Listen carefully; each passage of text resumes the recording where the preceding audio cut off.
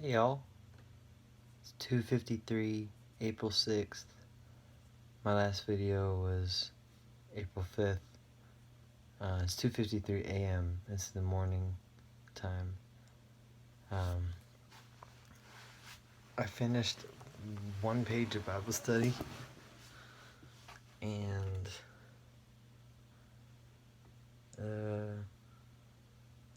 so the thing that made this one hard was that it was literally so many sections, like so many chapters, and the exercise that I'm doing is I'm fitting it. It's 3 separate parts of the Bible every day, and for the record, I'm months behind, but picking it up again. It's 3 different parts for every day, and it's little sections of each.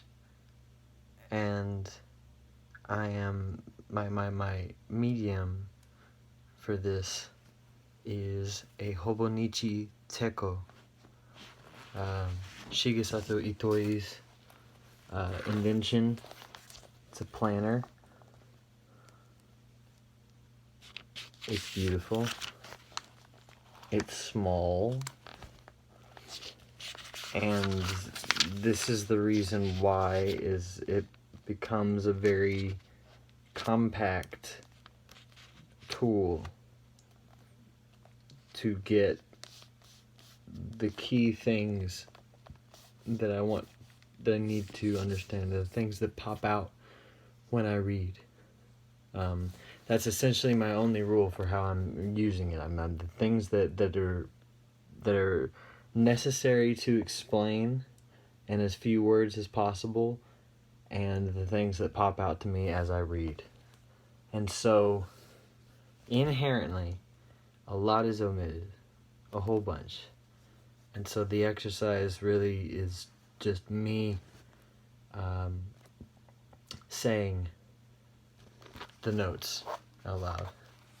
And I'll say if I feel like they need any clarification. Here we go.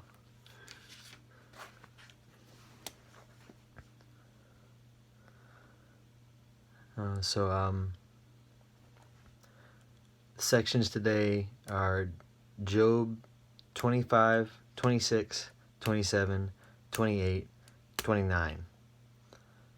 Psalm 18, lines 7 through 15. And Matthew 21, 33 through 46, and 22, 1 through 14. So starting with Job, we have this back and forth between Job and his friends that's happening now that Job has lost all of the important things in his life, or the important things that he notices, all of the major things. He's lost his family and his servants and his livestock and his house and all these things. And he says, why has God forsaken me? And so he and his friends are having this dialogue about what's going on and why exactly this has happened and what it means about people and God and the world and reality. So Bildad the Shuhite answers Job, whatever Job just said, and says, dominion and fear belong to him, meaning the Lord. He makes peace in his high places. 3. Is there any number to his armies? Upon whom does his light not rise? 4. How then can man be righteous before God? Or how can he be pure who is born of a woman? 5.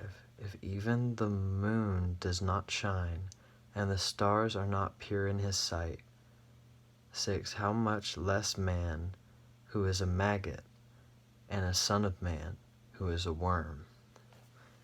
It's saying, if even the moon's light in comparison to God's light is nothing. And if even the stars are nothing, what must man be? Man must be maggot or worm. I don't mind this comparison.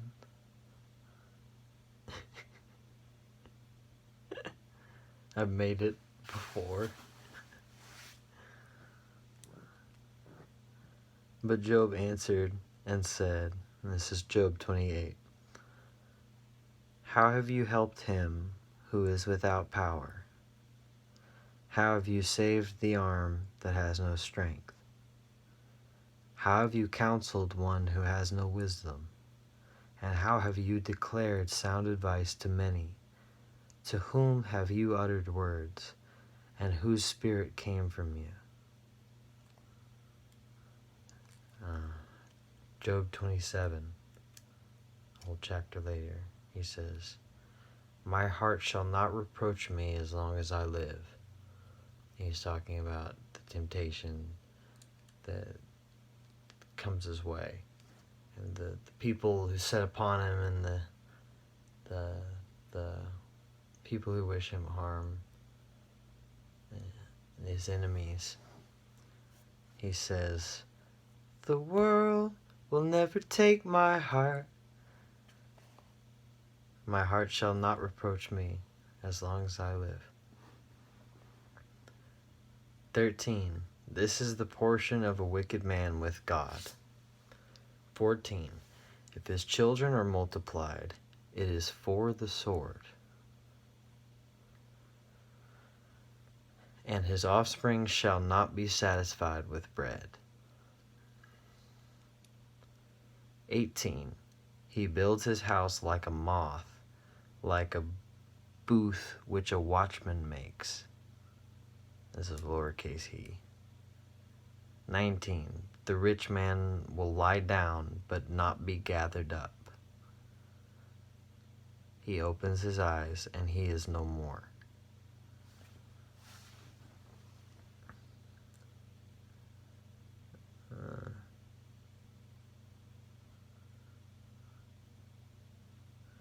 Job 27. Still, top of the page now. He, now capital He, dams up the streams from trickling. What is hidden he brings to light. But where can wisdom be found? And where is the place of understanding? 13.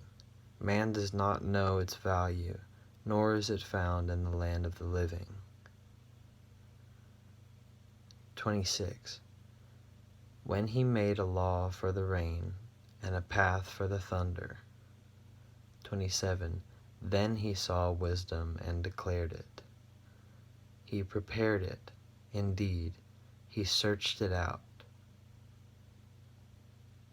28. And to man he said, behold, the fear of the Lord, that is wisdom, and to depart from evil is understanding. So the thing that was skipped between 13 and 26 is a lot of different things that God has made the world in a specific way, and how the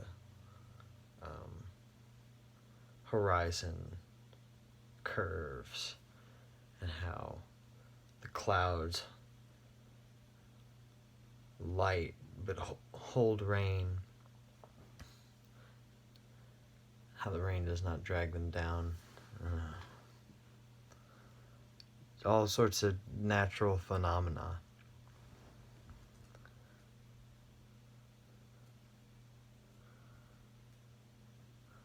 And which relates to Psalm 18:7, which is the next section. For the record, there is a Job 29 that I just don't go into at all, because he's talking about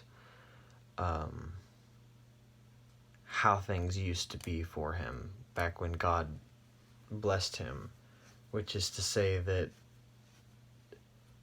everything flowed naturally and was easy and was cream and was blessings, and that he was blessings to and with and for everyone. And he sought out where there were blessings yet to be found, yet to be created. Now that things have gone wrong and that God has forsaken him, he does not feel his presence there, or he feels that he must have turned away, or he feels that he must be punishing.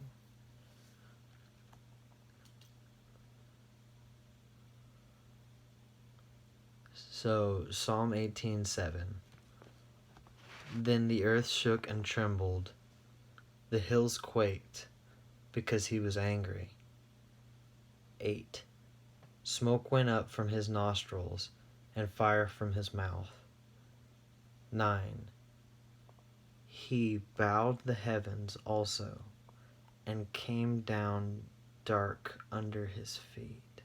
He came down with dark under his feet. So I say, and it might be bowed. He bowed the heavens also, and came down with darkness under his feet. I don't, if there's a ness, sometimes I just don't want it to be there. So I say with dark under his feet. He rode upon a cherub and flew. He flew upon the wings of the wind. 13. The Most High uttered his voice. 15. Then the sea were seen, the foundations of the world uncovered, at your rebuke, O Lord, at the blast of your nostrils. That whole scene is worth reading in full, and I could not fit it onto, but I wanted to just because of the language in it. It was really personifying God, or actually, like, you know, those theories that God is a dragon. It really makes him seem like a dragon. And there's a physicality to his interaction.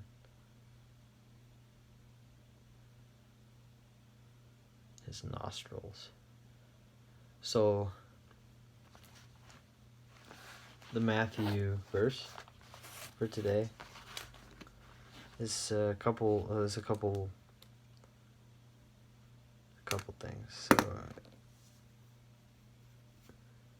Matthew 21:33, the parable of the vine dressers who kill landowners' servants, then son.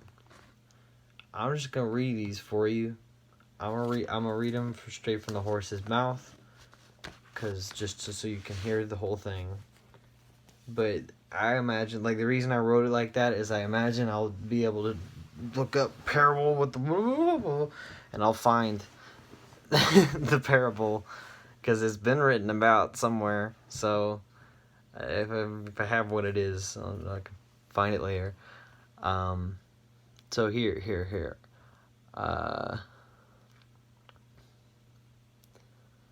22, yeah, 21:33, yeah. Hear another parable. There was a certain landowner who planted a vineyard and set a hedge around it, dug a winepress in it, and built a tower.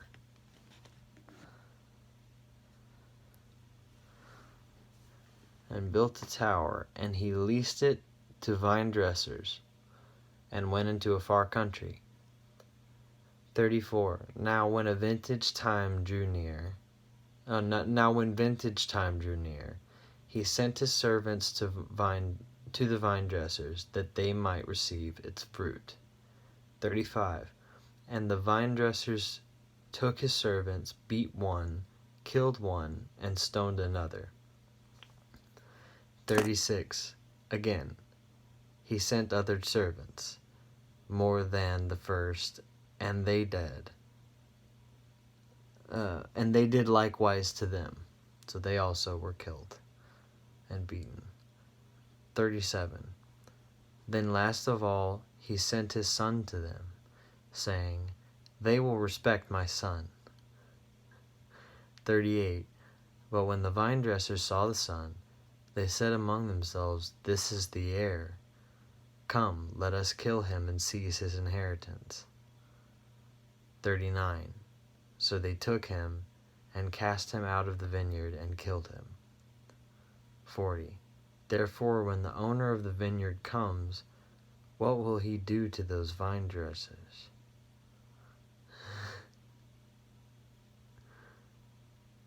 41. They said to him, He will destroy those wicked men miserably and lease his vineyard to other vine dressers who will render to him the fruits in their seasons. 42. Jesus said to them, Have you never read in the scriptures? Jesus said to them, Have you never read in the scriptures, the stone which the builders rejected has become the chief cornerstone. This was the Lord's doing, and it was marvelous in our eyes.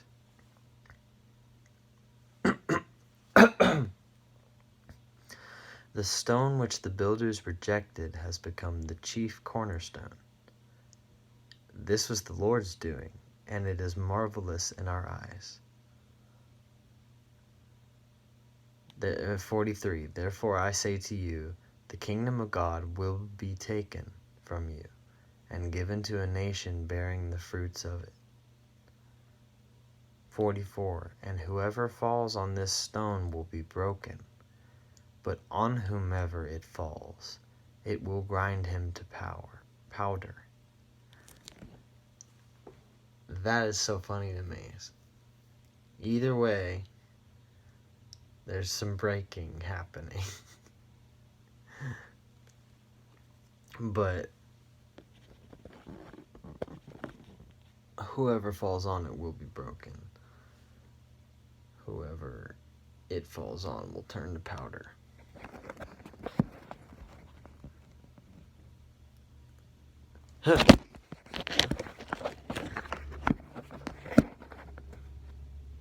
Okay. So there's more. Shit.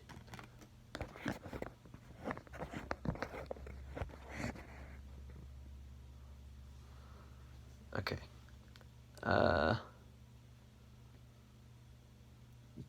22. Oh no, okay, so now when the chief priests and Pharisees heard his parables, they perceived that he was speaking of them. But when they sought to lay hands on him, they feared the multitudes because they took him for a prophet. 22. And Jesus answered them and spoke to them again by parables, and said, The kingdom of heaven is like a certain king, who arranged a marriage for his son, and sent out his servants to call those who were invited to the wedding, and they were not willing to come.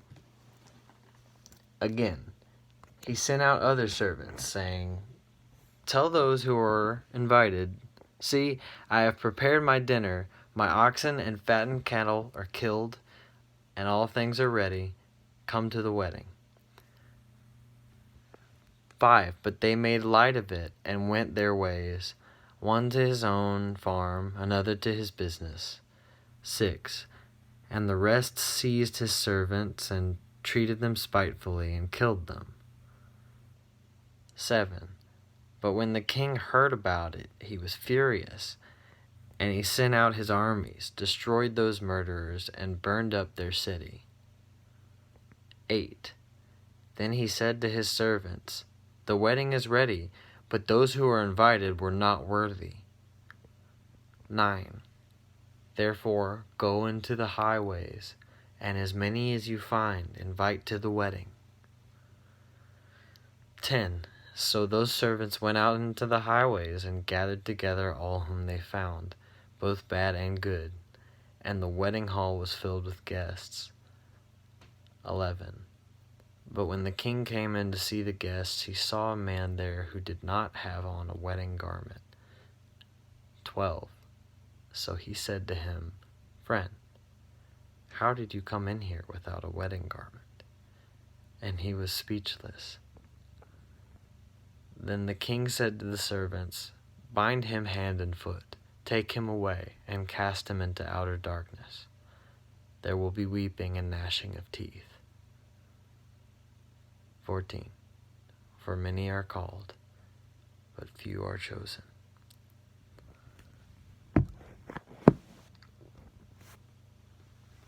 And that's where it stops. It's the last thing I wrote down. For many are called, but few are chosen. What's the moral? I don't know. I don't know yet.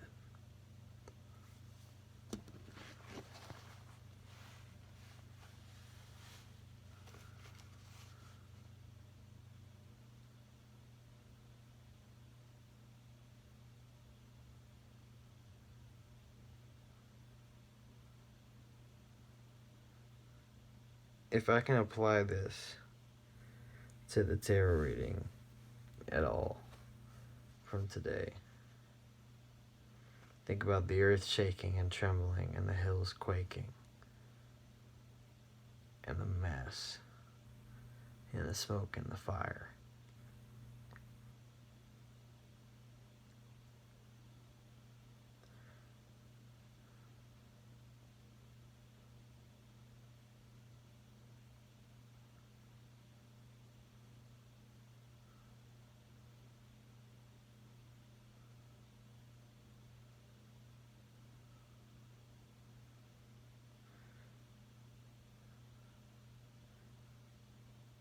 How then can man be righteous before God?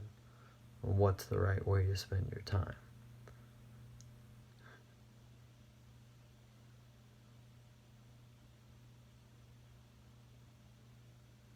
How have you helped him who is without power? How have you saved the arm that has no strength? How have you counseled one who has no wisdom? And how have you declared sound advice to many? To whom have you uttered words, and whose spirit came from you? My heart shall not reproach me long as I live.